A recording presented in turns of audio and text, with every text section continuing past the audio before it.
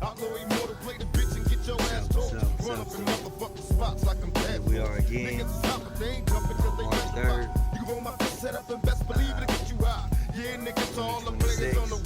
know, this is the 10th March 3rd. The first one I was gonna put the night, one that I've got to spend with schoolboy, because my mother took the first spot. Came home in 2016. You know, by that first March, I was gonna come here and see schoolboy, but my mother ended up passing away on February 25th of 2017, 10 months after I came home. And somehow she ended up being buried on March 3rd of 2017. Schoolboy passed away on March 3rd, so it was real sentimental to me about it, and it's just humbling to be here. I wish things never would have happened the way that they did. I wish that he would still be here. I wish that I would have made better decisions, because I could have spent that time being there for his family all these years. His father passed away in 2020, but I got to see him, and his father really supported me. He tried to give me attorneys and all of this stuff, back then. So it's a real special day to me. My mother knew that it was a special day, and she took the first one, but nevertheless, we right here. Once again, I'm blessed. I'm free. I'm on my 10th year. I got about 20 years to even out what they did to me. Rest in peace to Rodney King too. That was March 3rd. And it's a funny story, man, because by the time I was arrested, by the time that next year came, that same day, that's when it happened to Rodney King. And just ironically, the same officer who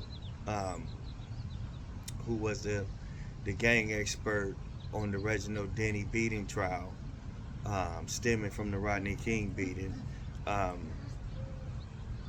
Those days were,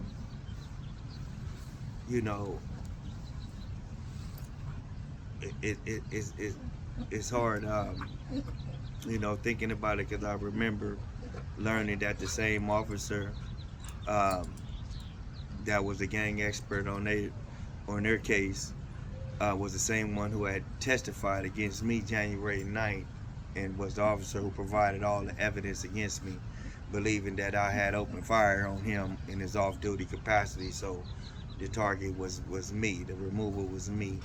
And he was eventually removed off the Reginald Denny beating case for eyewitness tampering. But they never looked back at me, so it wasn't, had they looked back at me, they would have discovered that he provided the evidence, that he threatened me, that he did the whole 9 yards to get me convicted. And I would have never have went to prison. But I also would have never learned what it is that I needed to learn when I was there. I had to go walk with rolling 60s and 90s and 40s and Hoovers and Swans and Pep Blows and Denver Lanes, both Pasadena and LA, just and having to live amongst these people for the next 25 years after my conviction, hitting the penitentiary, before my 21st birthday.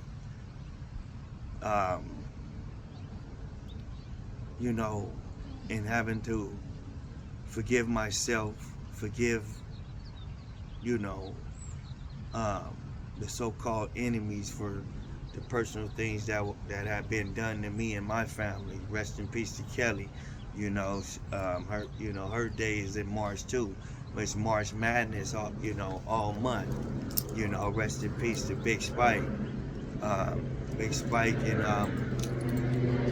Schoolboy too. Schoolboy was buried on the 16th too. Uh, Kelly Girl, Schoolboy, and Big Spike. March 16th and 15th. But the three of them hold a very significant part of my history. Schoolboy and Kelly. First, Kelly introduced me to the hate that I felt because of what happened to her as a kid, and then Schoolboy solidified it. No, my being shot 3 times solidified, my anger, my rage. And Schoolboy passing sort of culminated everything to where I just lost all reasoning. But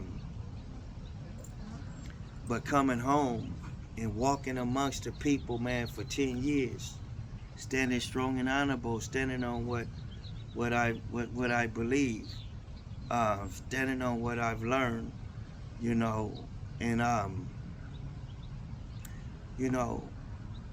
and being hit with so much throughout the time, losing my mother 10 months, and then losing Spike after that, at the hands of my own, and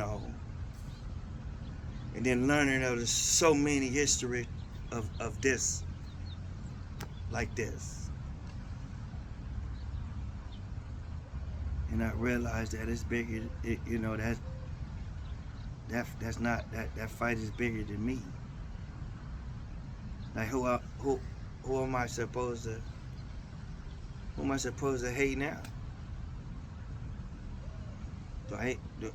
Am I supposed to have the same hate from my homies for taking my general as well as others? Or do I continue to hate the Rolling 60s who did that to Schoolboy? So I'm conflicted, but I'm not conflicted because I don't have no hate in my heart. You see, I had to go walk amongst them when I ain't had no date. I wasn't coming home. I had to walk amongst them. I had to eat with them. I had to battle with them. I caught my last stabbing in prison over Lurch from Fire Deuce, over that tenant from Insane. I had East Coasters with me, and in the whole yard, Damo's too, Calipatria, California. So I had to, so I can't come with that here, and when that's not, all of it is destructive to the people, and I apologize for my part in it, but I was a kid in the literal sense. Unlike the people we see today, these are not kids, these are people conscious age, with the mentality of what I had at 19. So I can't really battle that. I can't battle that. Only thing I can do is stay strong and honorable. Each one teach one. The re-education movement, man. And somehow, someday, bring forth a new generation of the people, man. New generation of soldiers that's willing to stand up for the people.